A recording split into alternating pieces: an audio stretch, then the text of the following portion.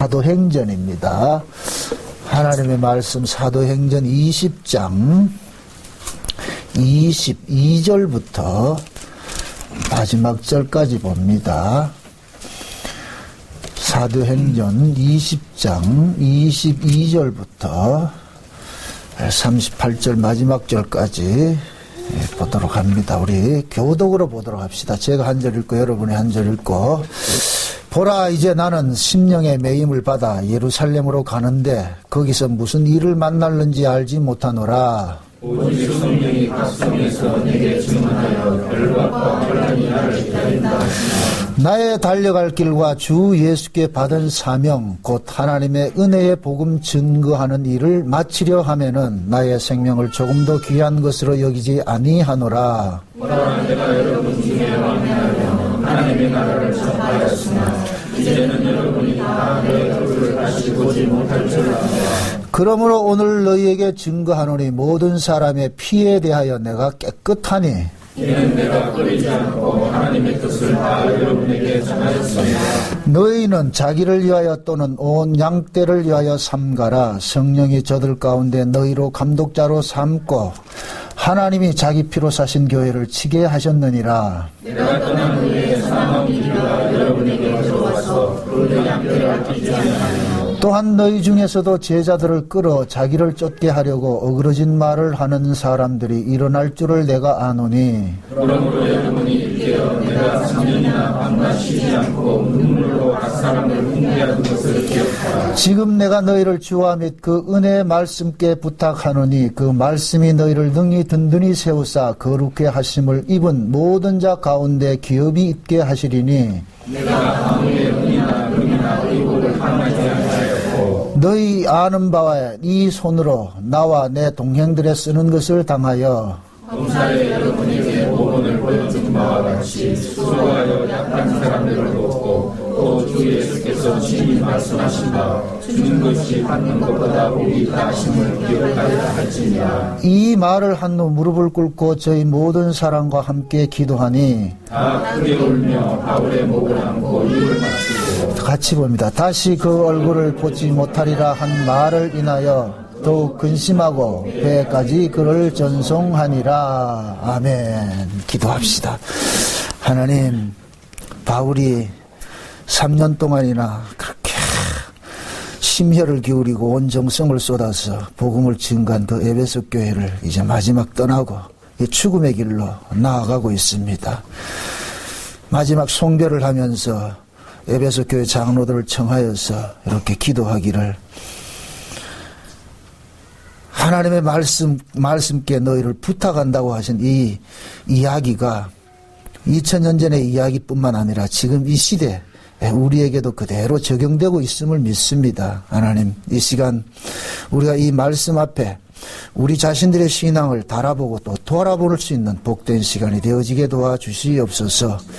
성령의 감동하심이 우리 모든 성도들 머리마다 임하게 하셔서 바울과 에베소 교회 장로들의 이 작별의 정리, 곧 이 시대 우리에게도 그대로 전이되는 복된 시간 되어지게 도와주시옵소서.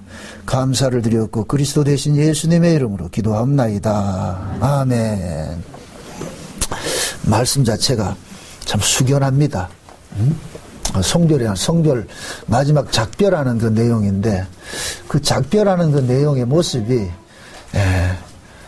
어떤 인간들의 어떤 사사로운 정리에 매여 있는 것이 아니고 바울과 에베소 교회가 무엇으로 묶여 있는지 그 모습을 오늘 본문 속에서 볼 수가 있습니다.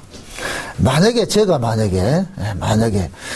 여러분들하고 작별한다 할 것 같으면 이 본문을 택할 것 같아요. 아마 결국 우리의 신앙은 우리가 지키는 것이 아니고 결국 우리를 존재케 하는 그분이 우리를 지켜주시잖아요. 바울은 지금 그 이야기를 하는 거예요. 바울이 지금 에베소 교회에서 목회를 하고 그 많은 어렵고 힘든 과정 속에서 이 복음 사역을 했는데, 그때마다 그 바울을 바울되게 한 것은 자기의 능력이 아니라 하나님의 은혜였거든요. 하나님의 은혜. 그 하나님의 은혜가 결국은 바울로 하여금 지금까지 이런 사역을 감당케 하셨는데, 그런데 그 바울의 자기 어떤 인생의 의미로 봤을 때는 참 슬픈 인생이에요. 슬픈 인생.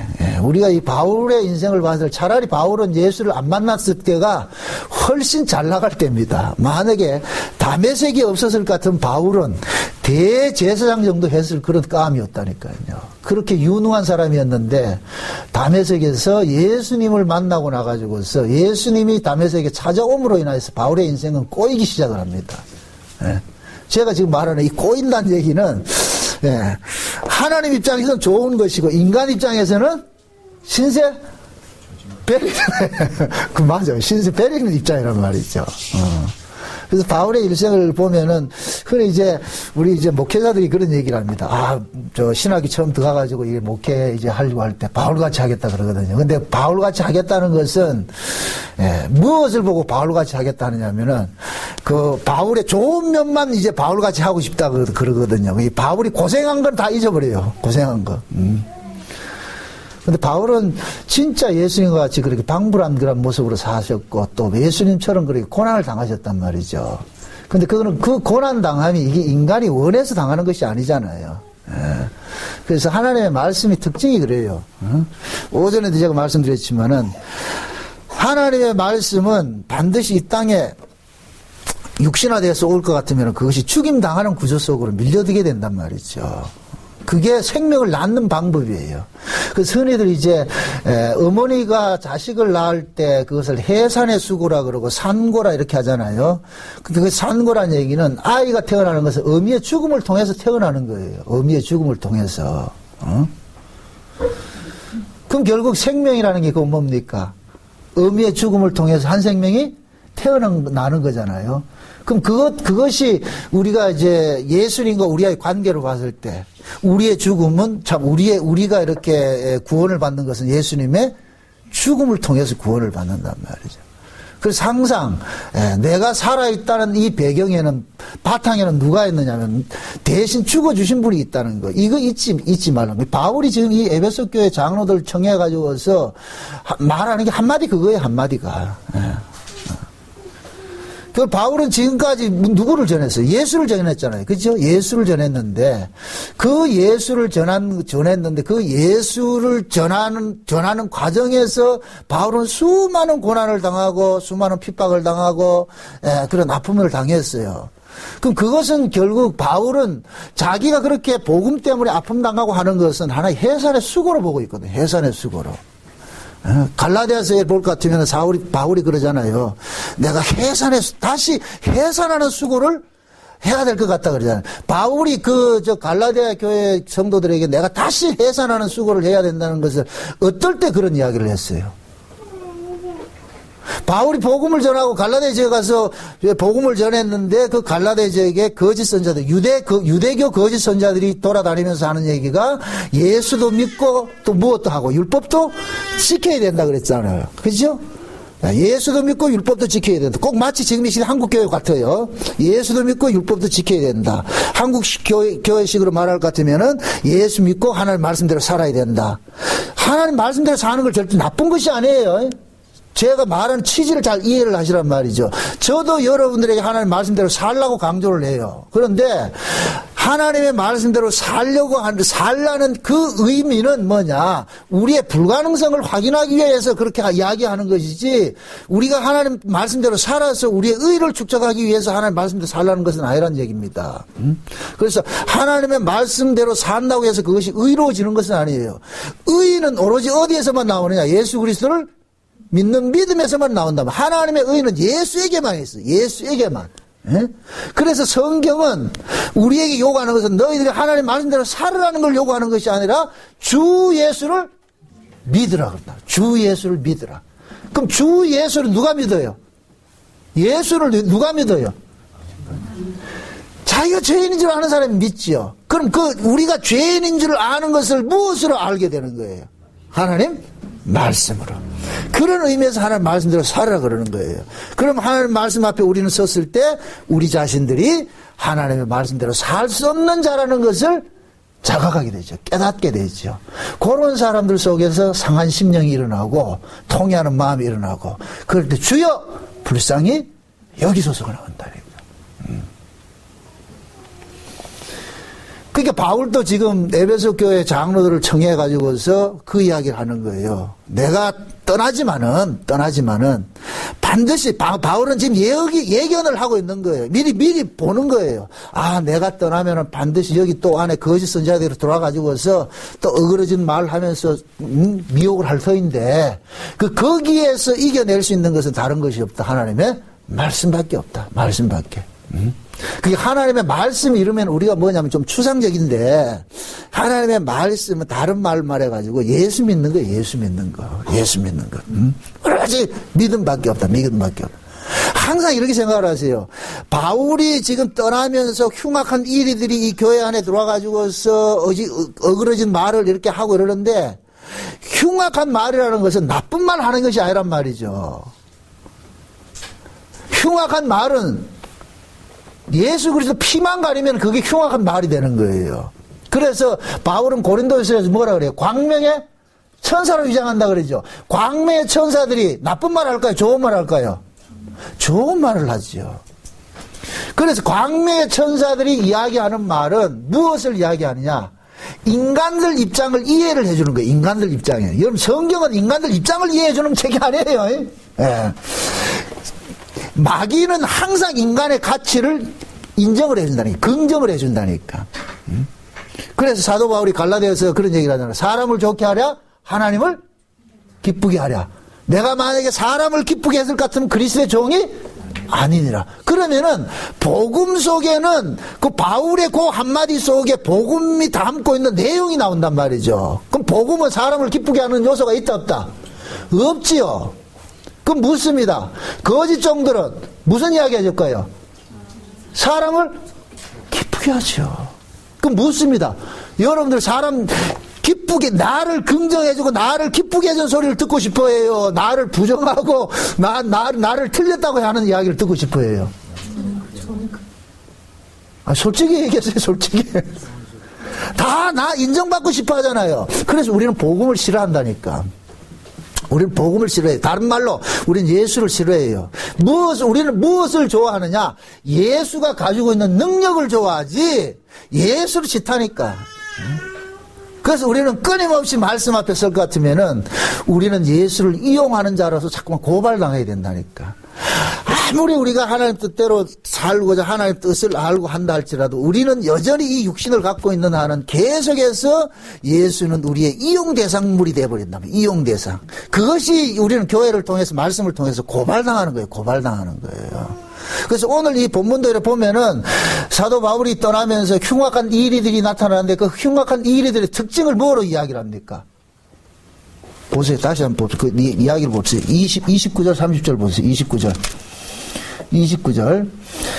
자, 같이 봅니다. 내가 떠난 후에 흉악한 이리가 너희에게 들어와서 그 양떼를 아끼지 아니하며 또한 너희 중에서 제자들을 끌어 자기를 좋게 하려고 어그러진 말을 하는 사람들이 일어날 줄을 내가 아노니. 자, 보세요. 흉악한 이들이 집에 들어와가지고, 교회 안에 들어와가지고서 자, 어그러진 말을 하는데 그 어그러진 말의 실체가 뭐냐면은 몇 절에 나오느냐면은 33절, 35절이요. 33절을 한번 보세요.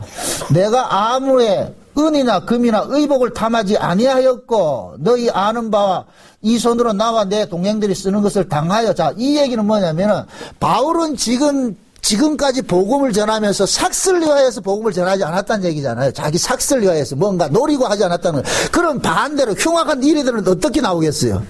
삭슬 위해서 삭슬. 쉬운 말로 얘기를 할게요. 흉악한 일이들은 흉악한 일이라 그러니까 좀 이렇게 포괄적이라 잘 이해가 안 되는데 거짓 선지자들은 관심사가 어디에 있느냐? 자기 생존에 관심이 있는 거예요. 생존에. 그래서 마태복음 4장에 볼 것 같으면은 예수님께서 마귀에게 시험을 받을 때 마귀가 예수님에게 한 이야기가 있어요. 마귀는 예수님에게 주고자 하는 것은 뭐냐? 너 먹고 살아야 안 되냐? 너 하나님 아들이라며. 그래, 하나님 아들이 그럼 먹고 살아야지. 그럼 하나님의 아들이니까 세상에서 잘나야지. 그러니까 마귀가 말하는 하나님의 아들상은 뭐냐? 네가 이 땅에서 성공하고 부자해서 영웅 호걸이 되라는 거예요. 그게 마귀가 제시하는 하나님의 아들이에요. 마귀가 제시하는 거. 그래서 마귀가 지금 제가 만약에 마귀가 된다 할 것 같으면 여러분들한테 뭐 하냐? 여러분들이 부자 되고 성공해서 잘 살아서 하나님 아들됨을 증명해야 안 됩니까? 이렇게 나오죠. 이게 듣기 싫은 사람이 있어요? 아니죠. 이걸 다 듣기 싶어요. 그걸 들으려고 우리가 오잖아요, 교회에. 그걸 들으려고. 성공하고 싶어서 오는데, 그럼 마귀는 지금 예수님 앞에 그렇게 나오는 거예요. 예수야, 네가 하나님 아들이라며. 그럼 하나님의 아들이 돼가지고서는 그렇게 굶고 살면 되겠나? 좀 부자 되고, 세상에 부귀영화, 내가 다 줄게. 그거 가지고 한번 하나님 아들 된 거 한번 쫙 보여줘봐. 이거 어디서 많이 듣던 이야기예요. 우리가 흔히 이제 전도 이렇게 얘기를 할 것 같으면은, 친척들 전도하고 이웃 전도할 것 같으면은, 신자가 그래, 가난해가 그 전도 되겠나, 그래. 좀 신자가 잘 살아가지고 전도해야지. 그래도 먹히지. 그렇다 하잖아요. 그래가지고 우리는 그 논리에 넘어가가지고 어떻게 하냐. 내가 망하고 가난하면 예수 얘기도 못한다. 창피스러워가지고. 그래도 잘나야지 얘기하죠. 그만큼 우리는 뭐냐. 마귀적 요소가 우리 속에 그렇게 자리 잡고 있다는 얘기예요. 그런데 예수님께서 내어놓은 하나님의 아들상은 뭐냐. 사람이 떡으로 사는 것이 아니라 하나님의 말씀으로 산다. 이 얘기는 뭐냐. 내가 존재하는 이유는 뭐냐. 내가 살기 위해서 존재하는 것이 아니고 하나님의 말씀을 위해서, 하나님의 언약을 위해서 내가 존재하는 것이야. 그 이야기는 예수님께서 이 땅에 오신 이유가 있잖아요. 예수님께서 이 땅에 오신 이유가. 예수님 이 땅에 오신 이유가 뭐예요? 무엇 때문에 왔어요? 아버지로부터 예수님이 이 땅을 이렇게 파송을 받을 때에 말씀으로 계셨던 그 하나님이 이 세상으로 파송을 받으면서 아버지로부터 이름을 하나 받고 왔는데 그 이름이 뭐이다 그랬어요? 예수라 그랬잖아요. 그러면은 묵시 안에서 창세전에 아버지와 함께 계셨던 그 예수님은 말씀으로 계셨단 말이에요. 그래서 제가 이제 이것을 편의적으로 뭐라 그러냐. 그 세계는 무명의 세계라고 그래요. 무명의 세계. 무명의 세계에 계시던 분이 유명의 세계로 왔단 말이에요. 유명의 이름이 있는 세계란 말이에요. 그러니까 이름이 있다는 얘기는 반드시 그 이름이 품고 있는, 이름이 담고 있는 그 내용을 해야 되는 거예요. 내용을. 그래서 하나님께서 아들을 이 땅에 보내실 때 예수라는 이름을 주어서 파송을 했잖아요. 그럼 예수라는 이름을 받는 순간 예수님은 이 말이 참 이상하게 됐다. 예수라는 이름을 받는 순간 그 예수라는 이름 속에 뭐가 되냐? 가둬지게 되는 거예요. 가둬지게 된단 말이죠. 그래서 예수님께서는 이 땅에 오셔가지고 철저하게 뭐 하느냐? 아버지의 뜻에 복종을 했잖아요. 아버지의 뜻에 복종을 했는데 어떻게까지 복종을 했어요? 죽기까지 복종을 했죠. 죽기까지 복종을 한 이유가 뭐예요? 그 죽는 것이 어디에 가둬져 있는 거예요? 이름 속에 가둬져 있는 거예요. 이름 속에. 그래서 예수라는 이름이 뭐냐? 내가 죽고 자기 백성을 살려내는 거예요. 쉬운 얘기를 합니다. 하나님께서 예수님 속에 하나님의 아들들을 담아놨어. 마치 대구 속에 대구 알이 가득하듯이 예수님 속에 하나님의 아들들이 가득 채워져 있는 거예요. 가득 채워져 있단 말이죠. 그럼 요 안에 있는 요 하나님의 아들들을 빼내기 위해서 어떻게 하느냐? 예수님을 죽음에 넘겨주는 거예요. 요걸 하늘의 미랄이 떨어져 가지고서 썩어서 하나를 생산한다. 많은 열매를 맺는다. 많은 열매를 맺죠. 그러니까 아버지께서는 아들을 이 땅에 보낼 때는 아들 속에 있는 하늘의 별과 같이 땅의 모래 같은 자기 백성들을 뭐 하려고? 끄집어내려고 예수님을 죽음에 넘겨주는 거예요. 죽음에 넘겨준단 말이죠. 그래서 예수님께서 죽으심으로 인하여서 뭐가 되느냐? 자기 백성들을 낳아버리는 거예요. 쏟아놨다가 쏟아놓는 일들을 한단 말이죠. 그러니까 예수님은 이 땅에 오면서부터 팔자가 무슨 팔자냐? 죽을 팔자로. 그러면은 이제는 예수님에게 구원을 받은 사람들, 예수로부터 나아져서 예수의 것으로 그 구원을 받은 사람들도 이 땅에서 살아가는 삶의 운명이 누구와 같은 팔자가 되느냐? 예수님과 같은 팔자가 되는 거예요. 그래서 예수님께서는, 자 보세요. 하나님께서는 예수님이 이 땅에 죽으셔가지고 자기 백성을 낳았어요. 그리고 예수님 데려가셨어요. 예수님 가셨어요. 예수님이 가진 그 자리에 지금 누가 대신 서 있느냐? 성도들이 서 있는 거예요. 성도들이.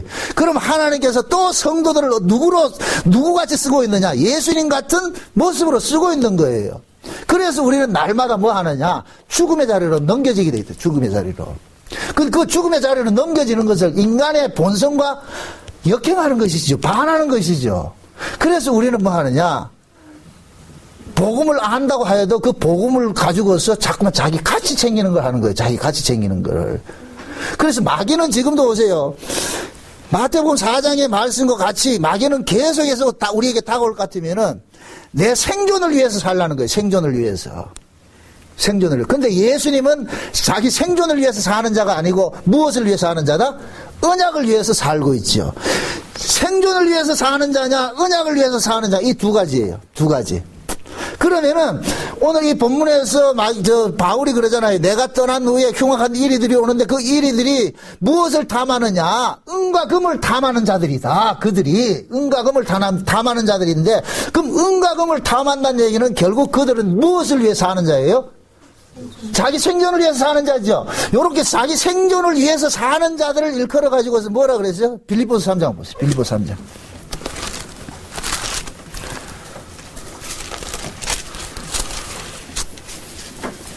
빌립보 3장입니다.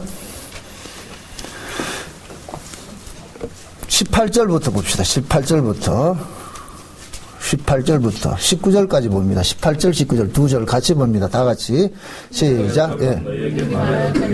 이제도 눈물을 흘리며 말하노니 여러 사람들이 그리스도의 십자가의 원수로 행하느니라. 저희의 마침은 멸망이요 저희의 신은 배요 그 영광은 저희의 부끄러움에 있고 땅의 일을 생각하는 자라. 자 보세요.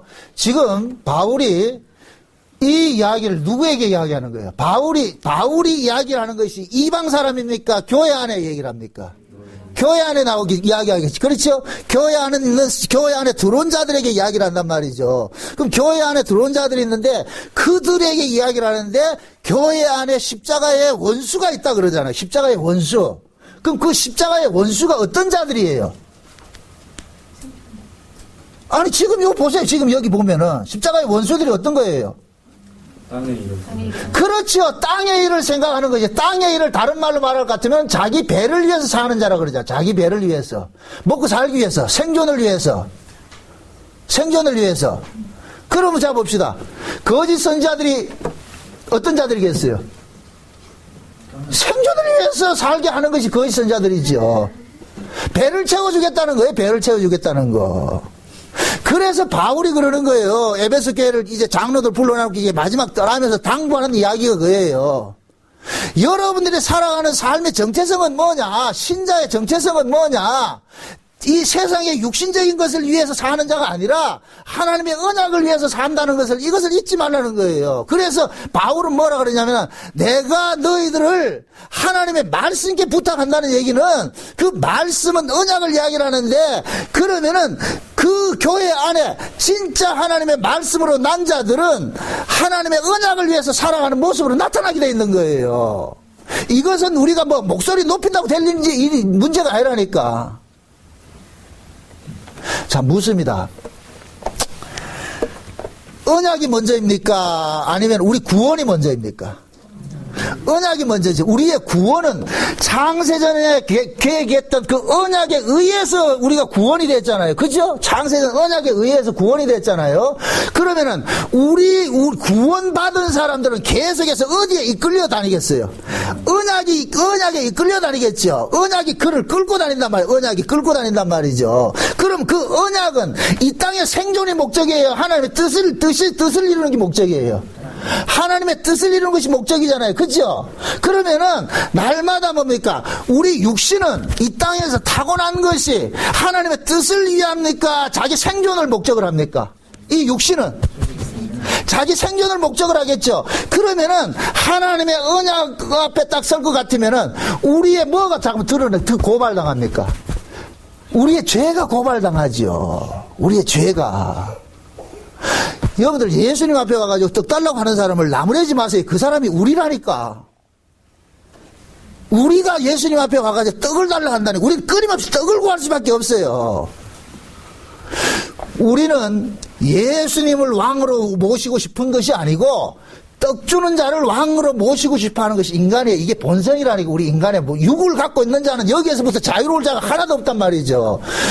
그리고 신자는 이걸 아는 자예요. 아, 나는 예수보다 뭐가 우선이다? 떡이 우선이다.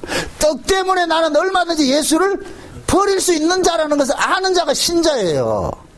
그래서 늘 우리는 뭐 하느냐? 이런 말씀 앞에 설 것 같으면은 내가 이 말씀을 통하여서 내가 죄인이라는 이 사실을 참 적나라하게 참 고발당한단 말이죠. 고발당한다. 그게 말씀이 하는 역할이에요. 말씀이 하는 역할.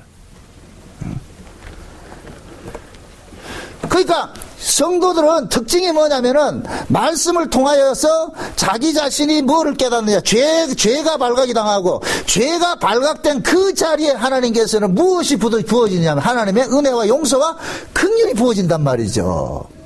그래서 내가 사는 바탕에는 하나님의 은혜로 살고 있구나. 그래서 우리가 그 하나님의 은혜를 다 말씀을 통해서 깨달아가는 거예요. 깨달아가는 거.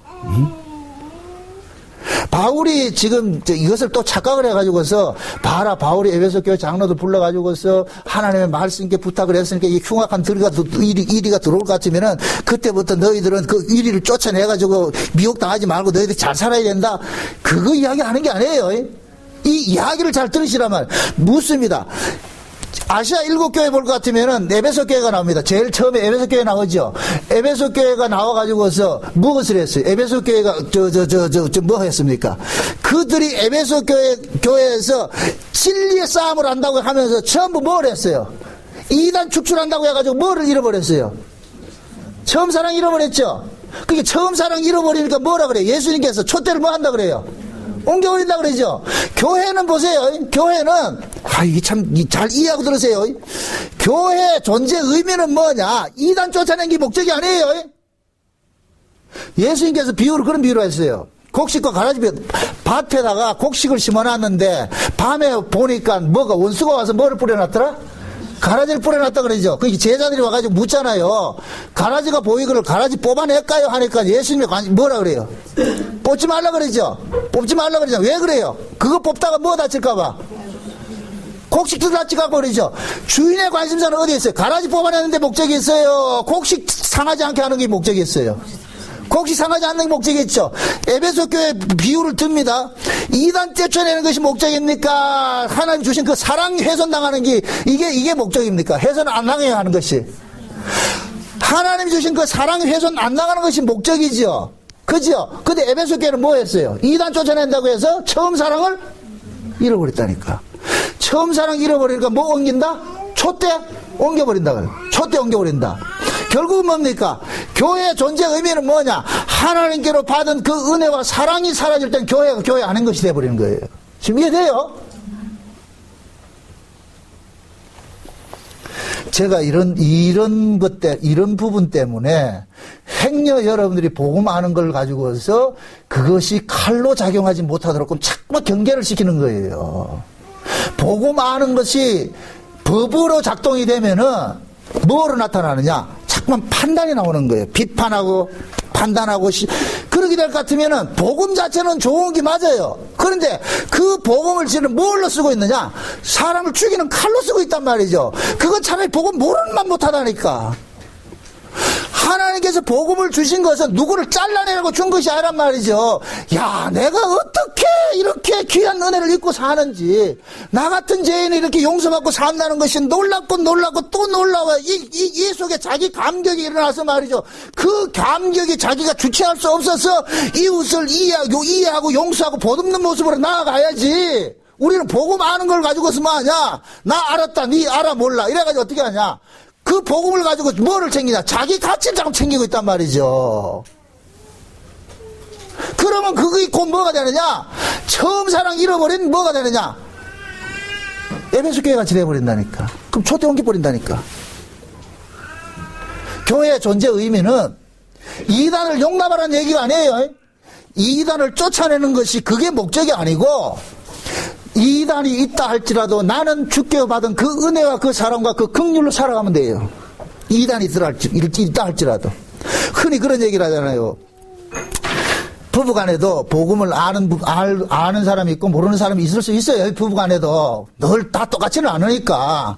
그러면 예를 들어서 남편이 복음을 알고 아내가 복음을 모른다. 그러면은 복음 아는 아는 사람이 모르는 사람을 타박할 것이 아니라 아는 그것으로 인하여서 뭘 해야 되느냐? 섬김이 나와야 된단 말이죠. 이해하고. 복음 알게 하는 건 우리 힘으로 안 되잖아요. 하나님께서 깨닫게 해주고 믿어지게 해줘야 될 거 아니에요. 그러면은 그 사람이 지금 예를 들어서 아직까지 복음의 깊이를 모르고 있다 할지라도 그걸 가지고서 내 쪽에서 니는 아직까지도 그거 모르냐 이렇게 타박할 문제가 아니라니까. 그건 뭐냐? 하나님 내 눈을 이루시고 내 마음을 열어서 복음이 믿어지게 하시고 들려지게 해주셨듯이 저 사람에게도 좀 들려지게 해주세요. 이런 긍휼의 마음이 나와야죠. 그 긍휼의 마음이 나온 사람이 나와야 그 사람이 긍휼을 입은 사람이에요. 긍휼을 입은 사람. 그래서 성경에서는 열매를 보고 나무를 알란 얘기는 내가 포도를 맺는 걸 보니까 포도나무인 거예요. 긍휼을 쏟아내는 걸 보니까 그 사람이 긍휼을 받고 있다는 거예요. 만약에 긍휼이 안 나고 법이 나온다 할 것 같으면 그 사람은 지금 뭡니까? 긍휼을 받고 있는 거예요. 법에 속해 있는 거예요. 법에 속해 있는 것이죠. 그래서 사람은 자기가 하는 그러한 모습이 언행심사가 결국에는 그 사람의 뭡니까? 본질을 드러내는 거라니까. 본질을. 바울은 자기가 이 복음을 전하면서 가는 데마다 지금 누구로부터 공격을 받아요? 유대교로부터 공격을 받죠. 유대교로부터 공격을 받잖아요. 그러니까 그 유대교 신앙의 바탕이 뭐예요? 유대교 신앙. 유대교 신앙은 다른 말로 말해가지고서 뭡니까? 율법주의인데 그 율법주의자들의 신앙은 어떤 신앙이 되냐? 자기 같이 챙기는 것으로 나타났잖아요. 그죠? 하나님의 말씀을 지킨 것을 가지고서 그것이 신앙이라고 내어놓았단 말이죠. 그러니까 늘 바울은 다니는 데마다 무엇으로부터 공격을 당하느냐면은 하나님 말씀대로 살았다고 하는 사람들로부터 공격을 당하는 거예요. 그럼 지금 한번 이렇게 생각해 보세요. 사도 바울이 예수를 만나기 전에 다메섹 이전에 그 바울은 어떤 모습이었어요? 사울로 있을 때 어떤 사람이었어요? 하나님 말씀대로 살았던 사람, 율법에 뭐라 했어요? 흠이 없는 자라고 그랬죠. 그죠? 율법에 흠이 없는 자란 말이죠. 율법에 흠이 없던 자가 율법 앞에 섰을 때는 자기가 흠이 없는 줄 알았는데 하나님의 은혜를 잊고 보니까 자기가 흠이 없는 자가 아니라 자기가 흠덩어리인 걸 알게 된 거예요. 흠덩어리인 걸 알게 된 거예요. 흠덩어리인 걸 알게 되니까 하나님 앞에 어떤 모습으로 나오느냐? 살려주세요 하는 모습이 나오더란 말이에요. 살려주세요. 주여 불쌍히 여겨주세요. 긍휼을 베풀어주세요 나오더란 말이죠. 그런데 지금 바울과 과거에 같은 동족으로 있고 옛날에 동문수학했던 그런 바리새인 속에 있는 그 유대인들은 지금도 그들이 바울이 다메섹 이전에 사울과 같은 모습으로 지금 자꾸 공격을 하잖아요. 공격을 한단 말이죠. 그럴 때 바울이 어떻게 반응을 했어요? 바울이 그들에게 어떻게 반응을 했어요? 그들을 죽인다고 반응을 했습니까? 맞는 식으로 반응을 했습니까? 맞는 식으로 반응을 했죠. 매맞는 식으로. 그들을 죽인다고 쫓아간 것이 아니라 왜 그래요? 왜 바울이 그렇게 응대를 합니까? 이거는 자기가 싸워서 그들이 복음이 알아질 상황이 아니기 때문에 그런 거예요. 만약에 바울이 그들을 이해시키고 설득해가지고 믿어지는 복음일 것 같으면 그렇게 했죠. 그런데 복음이라는 것은 내가 이해를 시키고 설득을 시키고 내가 그들을 붙잡아가지고서 말이죠 강제로 주입을 시킨다고 해서 알아지는 복음이 아니기 때문에 바울은 뭐하냐? 그들이 자기를 그렇게 공격할지라도 매를 맞으면서도 참아주는 거예요. 이해하는 거예요. 그래서 바울이 그 고백 속에 유명한 고백이 뭐냐? 차라리 내 하나 지옥 가고 내 동족들이 모두가 구원받았으면 좋겠다는 그 심령이 나오는 거예요. 왜 바울이 왜 그런 얘기를 하겠어요? 이건 뭐냐? 내가 구원을 얻고 못 얻고는 이건 우리 소관을 벗어나 있기 때문에 하나님의 소관이기 때문에 그런 고백이 나온다니까. 그런 고백이. 지금 보세요. 바울이 염려하는 게 그거예요. 바울이 지금 3년 동안 에베소 교회 다니면서 뭘 전했어요? 복음 전했죠. 그죠? 복음을 전했다면. 그럼 바울이 딱 떠나면 바울이 떠난 자리에 누가 들어오느냐? 흉악한 이리 들어온단 말이죠. 그럼 그 흉악한 이리들이, 초대교회 흉악한 이리들이 다 유대교 거짓 선지자들이란 말이죠.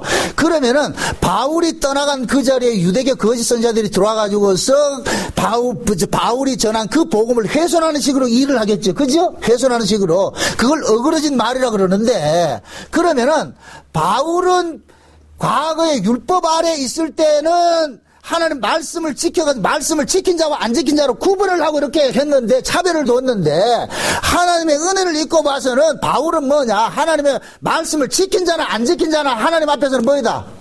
도낀? 객긴인 거예요. 말씀을 지킨 놈이나 안 지킨 놈이나 도낀 객긴인 거예요. 하나님 입장에서는 시편 2편의 말씀같이 그 아들에게 입맞추지 않는 자는 몽땅 다 뭐가 된다? 저주거리죠. 몽땅 다.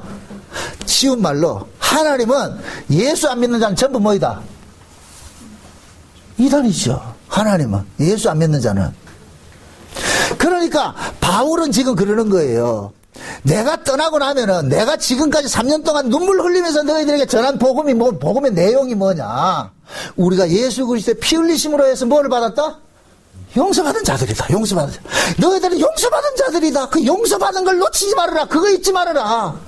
그럼 흉악한 자들이 들어와가지고서 어지럽힌 말을 할 때는 하나님으로부터 용서받은 그 용서를 뭐 하느냐? 훼손시키는 거예요. 하나님의 은혜와 긍휼을 훼손시키는 일들을 한단 말이죠. 그럼 하나님의 은혜와 용서와 긍휼을 훼손시키는 이 일들은 뭘로 하겠느냐?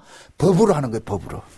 하나님 말씀을 가지고서 법으로 작용을 한다면 법으로. 그러면 하나님의 말씀을 가지고 하나님의 말씀이 법이 될 것 같으면은 그 법은 지킨 자와 안 지킨 자는 반드시 뭐가 생기느냐? 차별이 생긴다니까, 차별이.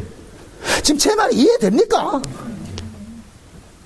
하나님의 말씀을 지킨 자는 선한 자가 되고 안 지킨 자는 악한 자가 되어버리는 거예요.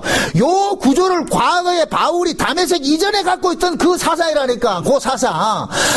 바울이 다메섹 이전에 예수를 만나기 전에는 어떤 사고를 갖고 있느냐? 율법 지킨 자는 선한 자고 율법 안 지킨 자는 악한 자라는 이 구조를 갖고 있었단 말이죠. 그런데 다메섹에서 예수님 만나고 나가지고서는 어떤 사고가 바뀌었어요? 말씀 지킨 놈이나 안 지킨 놈이나 도끼인 객긴이다. 모두가 죄인이다. 우리는 다 죄 아래 있는 자들이다. 오로지 뭐냐? 하나님의 의는 어디에 있느냐? 예수에게만 있다만. 로마서 10장 보시죠. 로마서 10장. 로마서 10장입니다. 10장.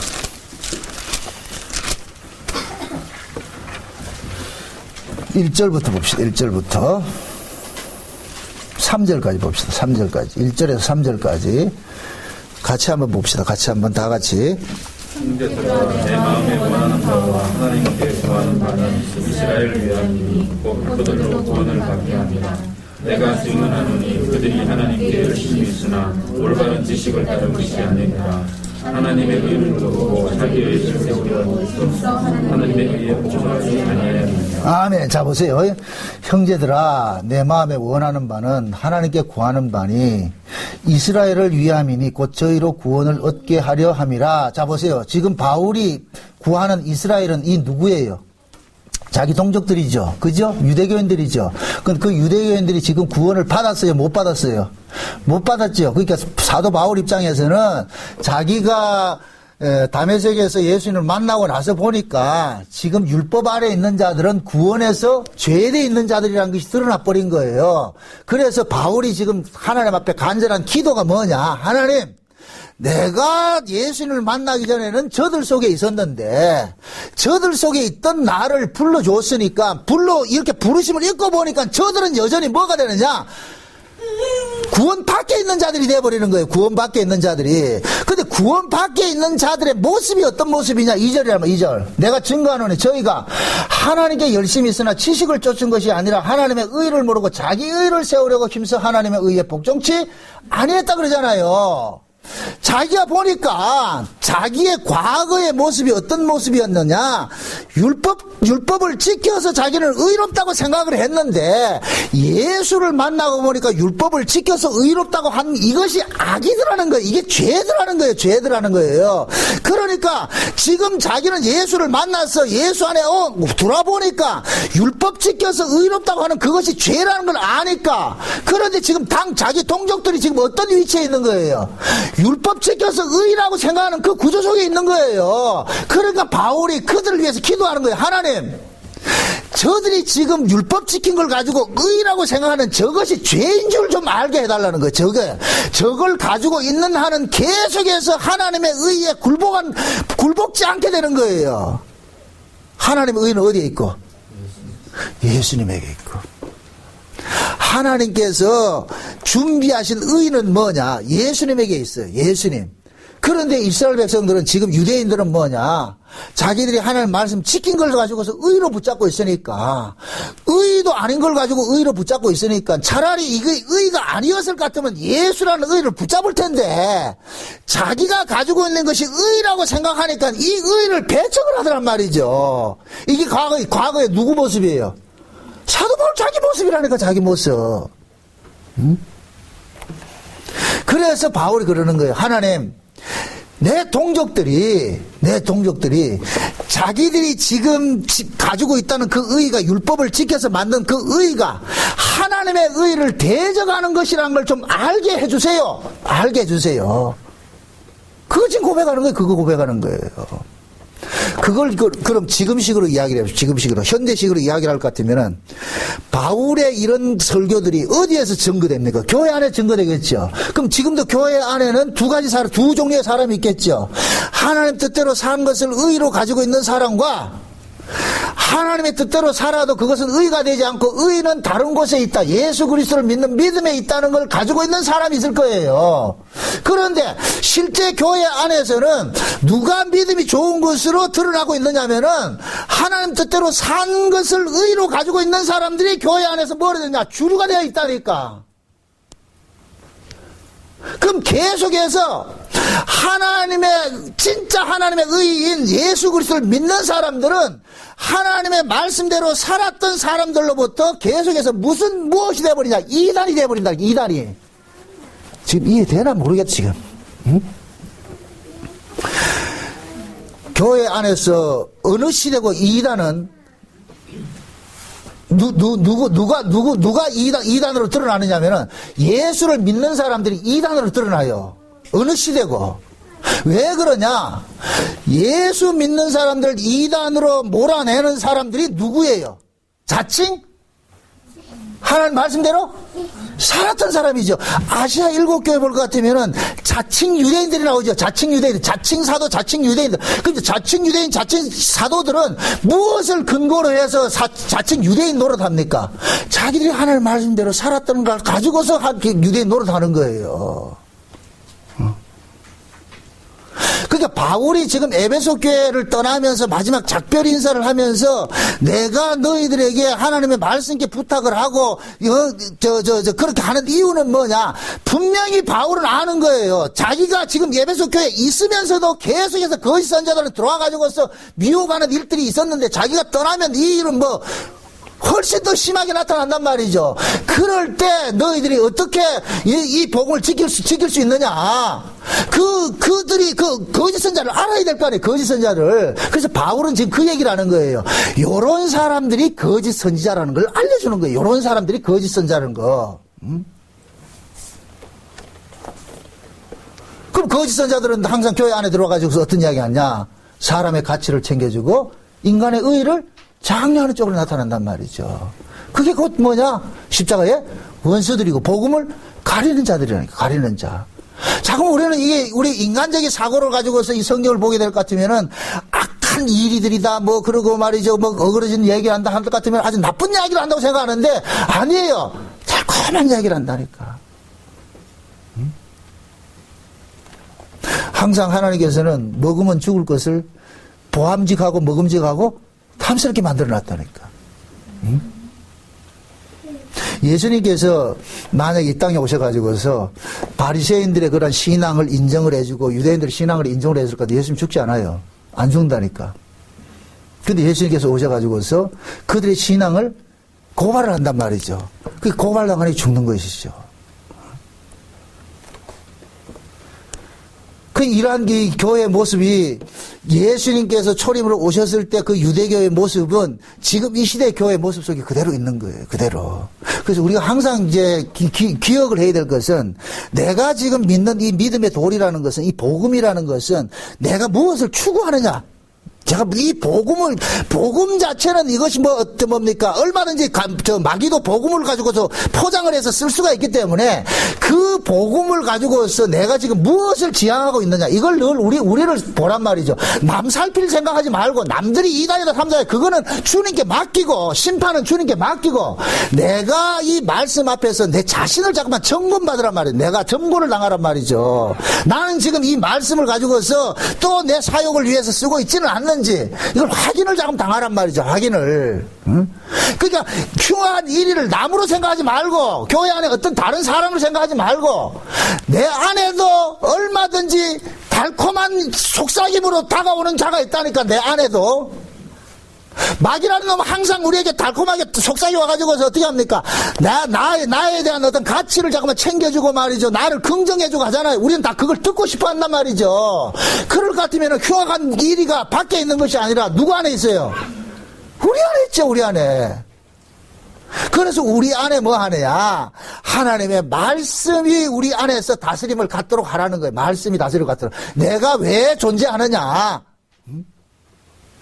하나님께서 우리를 존재케 하는 것은 언약 때문에 존재케 한단 말이죠. 언약 때문에 우리를 구원을 했잖아요. 그럼 그 언약의 내용이 뭐예요? 예수 때문에 우리가 구원받는 것이잖아요. 예수 때문에 구원받는 것이잖아요. 그러면은 우리는 뭐냐? 그 예수 때문에 구원받고 있다는, 예수님의 피 흘리심으로 내가 용서받고 있다는 이 사실들을 놓치지 말란 말이죠. 이 사실을. 내가 주님으로부터 용서받았다는 이 사실을 놓치게 될 것 같으면 우리의 시선은 자꾸만 뭐 하느냐? 다른 사람, 타인과 나를 자꾸 비교를 한다니까, 비교를. 응? 비교를 하는 순간 나는 뭐가 되느냐? 우월적 위치를 갖게 되고, 우월적 위치를 갖는 순간 뭐가 되느냐? 내가 가지고 있는 이 복음은 칼로 작용을 하는 거예요. 법으로 작용하는 거예요. 그걸 금하는 거예요. 그걸 두렵다는 거예요. 응? 사도 바울이 지금 에베소 교회 이 사람들에게 부탁하는 것은 그거예요. 광의적인 의미에서 에베소 교회 안에 내가 떠나고 나면은 참 거짓 선지자들이 와가지고서 예수님의 복음을 가리는 일들을 하게 할 것이다. 물론 맞아요. 맞는데 이것을 큰 틀로 보지 마시고 항상 말씀이라는 것은 나에게 적용을 하란 말이에요. 나의 예수가 되어야 되잖아요. 나의 복음이 되어야 되잖아요. 그러면은 그 예수의 그 복음이 내 안에서 나에게서 복음이 되려면은 항상 그 복음은 뭐냐? 나의 생존, 나를 같이 챙겨주는 복음이 돼서는 안 되고 그 말씀 자체가 늘 나를 뭐 하느냐? 내 안에 있는 이 죄들을 고발하는 차원에서 일을 하도록 해야 된단 말이죠.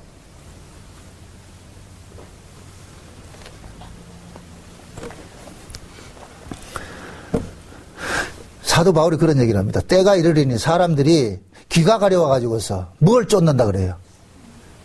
자기 사역을 쫓을 뭡니까? 스승을 둔다 그러죠. 몇 절입니까? 디모데 후서를 한번 봅시다. 디모데 후서 4장 3절을 봅시다. 디모데 후서 4장 봅시다. 디모데 후서 4장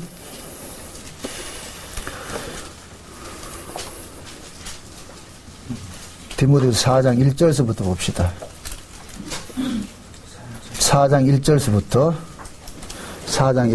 봅시다. 1절서부터 4절까지 봅시다. 4절까지 같이 봅니다. 다 같이 시작. 하나님 앞과 산 자와 죽은 자를 심판하실 그리스도 예수 앞에서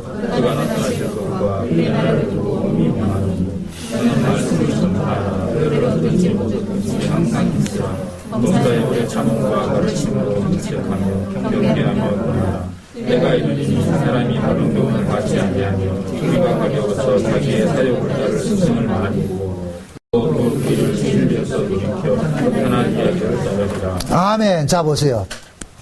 사도 바울이 다 이게 예견을 하는데 때가 이르리니 때가 이르면은 사람들이 바른 교훈을 받지 않. 바른 교훈이 뭐예요? 바른 교훈이 우리의 죄, 우리가 죄인이고 우리는 예수 그리스도를 통해서 구원받는다는 요 사실이 바른 교훈이잖아요. 그런데 그 바른 교훈을 듣기 싫어서 귀가 가려울 것 같으면은 무엇을 하겠어요? 바른 교훈은 하나님 말씀 앞에 설 것 같으면 우리가 죄인으로 드러나는 것이 바른 교훈인데, 그럼 그 바른 교훈을 거짓 교훈으로 바뀌면 어떻게 되겠어요? 하나님의 말씀을 통해 가지고 자기의 가능성을 부채질해 주겠죠. 그죠? 하나님의 말씀을, 신앙을 빙자 삼아 가지고서 자기 가치를 챙기고 자기 자아세계를 확장시켜 가는 그런 모습을 나타나겠죠. 그게 뭐가 되는 거예요? 바른 교훈을 거스리는 것이 되어버리겠죠. 그래서 지금 이야기를 하는 거예요. 귀가 가려워서 자기의 사욕을 쫓을 스승을 많이 두고 이 얘기를 하는 것은 결국 뭡니까? 사람들이 때가 되면은 하나님 말씀을 통해서 내가 죄인이라는 사실을 고발해주는 그러한 목사보다도 하나님의 말씀을 핑계 삼아서 인간의 가치를 부추겨주고 자기를 긍정해주는 그러한 사람들을 많이 쫓아갈 것이다 이야기하는 거예요. 지금 이해돼요? 귀가 가려워서 자기 사욕을 쫓을 스승을 둔다 이 얘기는 자기 편들어주는 사람을 원하는 거예요. 자기 편들어. 인간들은 어느 시대고 내 편들어주는 사람을 원한다니까. 그럼 묻습니다. 내가 죄인이 자기 편들어준다 할 것 같으면은 어떤 사람이 자기를 편들어주겠어요? 내가 죄인이라는 사실을 고발하는 사람이겠어요? 고발하지 않는 사람이겠어요? 고발하지 않는 사람이겠죠. 우리가 흔히 가정에서 그런 얘기를 하잖아요. 자식들이 부모님 잔소리를 싫어한단 말이죠. 그런데 부모님의 잔소리가 틀린 잔소리예요? 옳은 잔소리예요? 옳은 이야기죠. 잔소리가 아니에요. 그런데 아이들이 그걸 잔소리로 여겨서 그렇죠. 부모가 하는 이야기는 다 바른 이야기인데 아이는 그것을 잔소리로 듣는다니까. 근데 반대로 아이가 올바른 소리를 듣는 것은 꼭 누구 소리 들어요? 꼭 아들이 지가 하는 것들 누구한테 상담해가지고 그 추임 받습니까? 지하고 똑같은 놈한테 받는단 말이죠. 자기하고 똑같은 놈한테 받아가지고 한 것은 그건 결국 뭐냐? 내가 생각하는 것을 인정해달라는 거예요. 추인해달라는 거예요. 이게 인간이라니까. 근데 부모는 그걸 인정해준다 안 해준다? 안 해주죠. 그래서 자식들은 부모를 뭐 하느냐? 부모 말을 잔소리 듣는 거예요. 듣기 싫어한다니까. 지금 바울이 그러는 거예요. 때가 이르면은 사람들이 인간의 실존이 어떤 것이고 너희들이 죄인이고 예수 그리스도를 빗뿌리면 아니면 용서받을 수 없다는 이런 사실들, 이 복음을 듣기 싫어하는, 듣기 좋아하지 않고 자기가 가지고 있는 것을 추인받는 그런 목사를 좋아하는 거예요. 추인받는 목사를. 그러면은 바울이 에베소 교회를 떠나면서 장로들에게 부탁한 것은 뭐냐? 내가 떠나고 나서 흉악한 이리들이 교회 안에 들어가지고 어그러진 말을 할 텐데 그 어그러진 말이라는 것이 우리 인간들 듣기에는 듣기 좋은 소리입니까? 듣기 싫은 소리입니까? 듣기 좋은 소리죠. 듣기 좋은 소리. 그래서 듣기 좋은 소리를 사람들은 뭐 하느냐? 그런 말 해주는 사람들을 쫓아다닌다니까. 그래서 어느 시대고 복음을 전하면 사람들이 좋아하지 않는 거예요. 인기가 없는 거예요. 복음을 전하지 않으면 인기 좋고, 왜 복음을 전하지 않는다는 얘기, 사람 편들어준다는 얘기죠. 편들어준다는 얘기지. 그러니까 오늘 이 바울이 에베소 교회 장로들에게 내가 마지막 떠나면서 흉악한 일이 들어오고 하나님 말씀께 너희들 부탁한다는 이 얘기는 굉장히 어려운 이야기라니까. 이걸 너무 쉽게 이해를 하는데 이게 굉장히 어려운 이야기예요. 말씀이라는 것은 결국 뭐냐? 우리 인간들로 하여금 뭐 하는 거예요? 우리가 하나님 말씀께 부탁한다 그랬을 것 같으면 하나님의 말씀이 하는 일이 뭐예요? 히브리서 4장 봅시다. 히브리서 4장.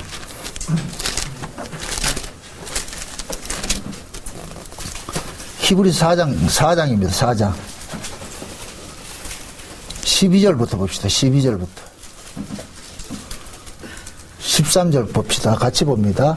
12절 13절입니다. 같이 한번 봅니다. 다 같이 시작. 하나님의 말씀은 살았고 운동력이 있어 좌우의 날선 어떤 검보다도 예리하여 몸과 영과 및 관절과 골수를 찔러 쪼개기까지 하며 또 마음의 생각과 뜻을 감찰하느니 지으신 것이 하나라도 그 앞에 나타나지 않음이 없고 오직 만물이 우리 상관하시는 자의 눈앞에서 벌거벗음과 같이 드러나느니라. 자 보세요. 하나님의 말씀은 살았고 운동력이 있어서 좌우에 뭐이다? 날선 검인데, 근데 이게 무슨 역할을 해요? 우리의 혼과 영과 심령 골수를 뭐 한다? 찔러 쪼개죠. 이 얘기는 뭡니까? 우리의 생각과 우리의 행동과 우리의 모든 사고, 모든 것들을 뭐로 드러난다? 뭐로 드러내게 만든다? 죄로 드러나게 만들죠. 왜 죄로 드러나게 합니까? 말씀이 왜 우리를 죄인으로 발가바뀝니까? 우리를 누구 앞에 세우기 위해서? 예수 그리스도 앞에 세우기. 지금 그러잖아요. 지금 보세요. 다시 보세요. 지으신 13절에 지으신 것이 하나라도 그 앞에 나타나지 않음이 없으면 오직 만물이 우리로 상관하지 않는 눈앞에 벌거벗은 모습으로 드러나게 하리라 그러잖아요. 말씀이 이렇게 생각하세요. 하나님께서 이 땅에 예수를 보내기로 작정을 했어요. 예수를. 그럼 이 예수는 뭐라 그랬어요? 자기 백성을 저희에서 구원할 자잖아요. 그죠? 그럼 예수를 누가 믿느냐? 자기가 죄인인 줄 아는 사람이 믿잖아요. 그럼 자기가 죄인인 걸, 내가 죄인이라는 이 사실을 뭐로 드러내는 거예요? 말씀이라면 말씀. 그러니까 하나님께서는 자기 백성들에게만 말씀을 준 거예요. 그러면은 진짜 그 말씀의 진리를 바로 아는 사람들은 그 말씀을 지켜서 의롭다고 나가겠어요? 그 말씀을 통해서 자기가 발가벗겨지겠어요? 자기가 발가벗겨져가지고 누구 앞에 나가겠어요? 예수 앞에 나가는 거죠. 하나님의 관심사는 그 아들이 있다니까. 아들. 내 아들 보낼게. 내 아들을 믿으라. 내 아들을 믿으라. 내 아들을 믿으라. 그래서 히브리서 10장에 볼 것 같으면은 구약의 성막 제도를 줘가지고 제사를 지내고 하는 것들은 모두가 뭐냐? 한 몸을 예비하기 위해서 그를 드러내기 위해서 그런 제도를 준 거예요. 그러니까 구약의 이스라엘 백성들은 제사를 지내면서 나 제사 지냈잖아요 하고 나오면 안 된다니까. 제사를 지내면서 어떤 사고를 가져야 되느냐? 내가 죽어야 될 이 자리에 누가 죽었다? 흠없는 재물이 죽었다. 그러면 장차 내 죄를 위해서 이렇게 흠없는 분이 오셔가지고 나를 대신해서 죽어주실 분이 온다는 것을 소망하며 기다리는 것이 구약의 믿음이라니까. 이해돼요? 구약에 율법대로 제사 지냈잖아요 하면은 그거는 제사를 안 지낸 것이 돼버리고, 제사 지내지 말란 얘기가 아니에요. 제사를 지내면서 하나님, 내가 죽어야 될 자리에 누가 죽었다? 흠없는 재물이 죽었습니다. 장차 이 흠없는 재물같이 내 죄를 대신해서 죽어주실 그 메시아가 오는 것을 기다리는 것이 신앙이라니까. 신앙. 그게 구약의 율법이 하는 역할이란 말이죠. 율법은 지켜서 구원받는 게 아니에요. 율법은 애초 이스라엘은 율법 지킴과 상관이 없이 구원된 자들이라니까. 아브라함의 언약으로서 이스라엘이 됐잖아요. 아브라함 언약 안에서. 그러면은 그들이 아브라함의 이스라엘은 아브라함의 후손들이 이스라엘인데, 이스라엘은 이스라엘 되게 한 것은 아브라함 언약이지 그들이 율법 지켜서 이스라엘 된 것이 아니란 말이죠. 그런데 이놈들이 애굽에서 태어나서 자기들이 어떤 존재인지를 몰라. 그래서 하나님께서 애굽에 있는 백성들을 끄집어 내가지고서 율법을 줘버리는 거예요. 율법을 줘가지고서 너희들이 이런 죄인이라는 사실을 발가벗기는 일들을 한단 말이죠. 이런 악한 자들인데, 이런 악한 자 같은 마땅히 저주받아 죽어야 되는데 너희들이 죽지 않는 것은 그건 뭐냐? 너희들이 출애굽을 하면서 뭐 하나 뒤집어 쓰고 나왔잖아. 그게 뭐예요? 어린 양의 피란 말이야, 피. 그러니까 너희들이 사는 것은 너희들이 하나님 말씀대로 살아서 잘난 자가 아니고, 너희들이 하나님 말씀을 통해 가지고 우리가 죄인이라는 사실을 알고 마땅히 나는 죽어야 되는데 죽지 않고 사는 것은 뭐냐? 재물의 희생 때문에 살고 있구나. 이 사실을 깨닫게 하는. 그래서 성막 십계명을 주실 때, 재밌는 것이, 처음에 하나님께서 모세를 불러가지고서 시내산 올라올 때는 십계명만 줬어요. 십계명만 주고 나서 모세를 가지고서 내려보냅니다. 내려가가지고 이 백성들한테 물어봐라. 그게 백성들이 뭐라 그래요? 지킬 수 있다 그러잖아요. 그래서 계약을 했어요. 짐승의 피를 잡아가지고, 짐승을 잡아서 피를 그들에게 뿌리고 나가지고서 하나님 앞에 올라가서, 하나님, 저 백성들이 하나님 말씀대로 살겠다고 계약을 했습니다. 했을 때 모세에게 40일 동안 그 십계명을 주면서 거기에다가 첨가돼서 뭐를 줬는데 성막제도를 줬다니까. 처음에는 성막제도를 안 줬어요. 그냥 율법 십계명만 줬다니까. 십계명만 가지고서 모세가 내려와서 그들에게 전했을 때 그들은 지키겠다 했단 말이죠. 그런데 막상 모세가 계약을 하고서 올라와가지고 하나님 앞에 보고할 때 하나님께서는 십계명 속에다가 뭐를 담아주냐? 성막제도를 담아주는 거예요. 성막제도를 담아둔다는 얘기는 하나님은 이 백성은 하나님의 말씀을 어길 것이라는 걸 뻔히 알고 계시기 때문에 그들을 살리기 위한 궁여지책을 준 거예요. 이해됩니까? 그러면은 성막 속에서 일어나는 일들은 뭐예요? 성막은 다른 말로 뭐예요? 죄인이 의로운 흠없는 재물의 희생 때문에 뭐 받는 거예요? 용서받는 거잖아요. 그러면은 하나님께서 모세에게 십계명 속에다가 성막을 보너스를 붙여준 것은, 옵션을 붙여준 것은 이 백성은 십계명 못 지켜. 그러니까 그러면은 계약대로 전부 죽어야 되는데 이 죽을 자들을 살리기 위해서 어떻게 하느냐? 흠없는 재물이 대신 죽는 제사제도를 준 거예요. 이해돼요? 그럼 이스라엘 백성들은 율법을 보면서 항상 뭐 하냐? 자기가 죄인인 줄 고발당하고 이런 죄인이 살고 있는 것은 제사를 지냄으로 인해서 이 재물의 희생 때문에 내가 살고 있구나는 걸 알아야 되는 거예요. 그게 구약의 율법이 하는 일이라니까. 그러면은 그 구약의 율법을 신약에서는 하나님이 사도들을 통해 가지고 뭐를 줬어요? 우리에게 서신서를 줬지요. 그러니까 신약의 모든 말씀도 무슨 역할을 하느냐? 율법 역할을 하는 거예요. 율법 역할을. 그래서 우리는 이 말씀 앞에 서가지고서 뭘 깨닫느냐면은 우리의 연약함을 깨닫게 되는 거예요. 우리의 악함을 고발당하게 되는 거예요. 아, 내가 이래서 죄인이구나. 한 가지만 여러분 묻습니다. 데살로니가 뭘 같으면은 항상 기뻐하라, 쉬지 말고 기도하라, 범사에 감사하라. 이는 그리스도 예수 안에 있는 하나님의 뭐이다? 뜻이라 그랬죠. 하나님의 뜻이 뭐예요? 항상 기뻐하고 범사에 감사하고 쉬지 말고 기도하고. 이게 하나님의 뜻이에요. 분명합니다. 그럼 여러분들 범사에 감사해요? 안 하잖아요. 쉬지 않고 기도해요? 안 하잖아요. 항상 기뻐해요? 안 하잖아요. 그럼 그 말씀 앞에 우리가 서면은 뭐 해야 돼요? 앞으로 잘하겠습니까? 나와야 됩니까? 하나님 안 되는데요가 나와야 됩니까? 하나님 뜻이잖아요. 뜻. 항상 기뻐하고 범사에 감사하고 쉬지 말고 기도하는 것이 하나님 뜻이라니까. 그리스도 예수 안에서 하나님 뜻이란 말이죠. 그 뜻을 우리가 지켜내느냐 말이죠. 안 되잖아요. 그럼 우리는 그 말씀 앞에 어떻게 나와야 돼요? 주여, 안 되는데요. 안 되는 걸 알게 하기 위해서 말씀 줬다니까. 그럼 그 안 되는 걸 말씀을 통해서 안 된다는 걸 고발당하는 사람은 뭐 해야 되겠어요? 주여 도와주세요. 그렇지? 하나님 도와주세요. 하나님 도와주세요. 그게 신약의 말씀이라니까. 근데 지금 이 시대 개혁주의에서는 하나님 말씀대로 살아야 된다 가르친단 말이죠. 이거 아니에요. 이거 아니라니까. 제가 하나님 말씀대로 사는 것을 폄훼하는 게 아니에요. 여러분들 살려고 그래요. 하는데 우리는 그 말씀 앞에서 못 산다는 걸 깨닫기 위해서 살으란 말이죠. 깨닫기 위해서. 그래서 바울이 지금 떠나면서 말씀께 부탁하는 거예요. 말씀께. 너희들이 말씀 앞에 서서 너희 자신들이 어떻게 은혜를 입었고 어떻게 구원을 받았는지 그 사실들을 항상 잊지 말아라. 그거 있는 순간 너희들은 뭐 하느냐?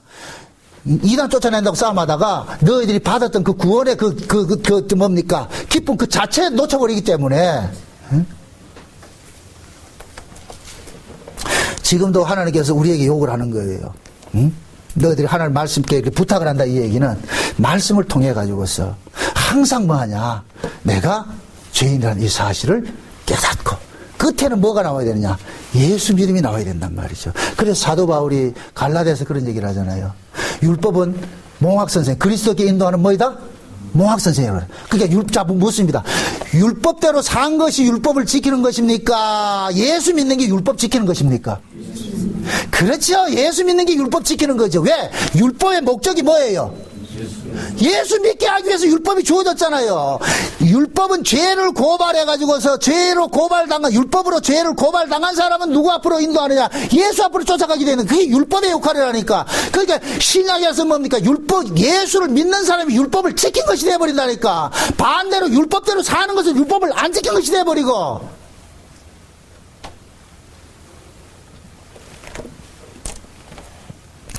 그래서 뭡니까 수가성 여인하고 예수님께서 그 대화를 할 때 그러잖아요. 수가성 여인이 지금 정오 시간에 남들이 아무도 없는 시간에 물길로 왔을 때 예수님께서 일부러 그를 찾아가 가지고서 그의 그 과거에 화려했던 그 전력들을 까발리려 하잖아요. 그 수가성 여인의 과거의 화려한 그 전력들은 결국은 뭐냐? 그 여인의 뭐예요? 죄를 고발하는 거예요. 죄를 고발하는 거예요. 결국 그 죄를 고발하는 것은 그를 죄를 고발함으로 인하여서 죄인 되게 만드는 일을 하는 거예요. 죄인 되게 만드는 일을 한단 말이에요. 죄인 되게 죄인을 만들었을 때 그 여인은 뭐냐? 메시아를 사모한다니까. 주여, 내가 이런 죄인인데 나를 구원해 주소서. 그게 예수님께서 그러잖아요.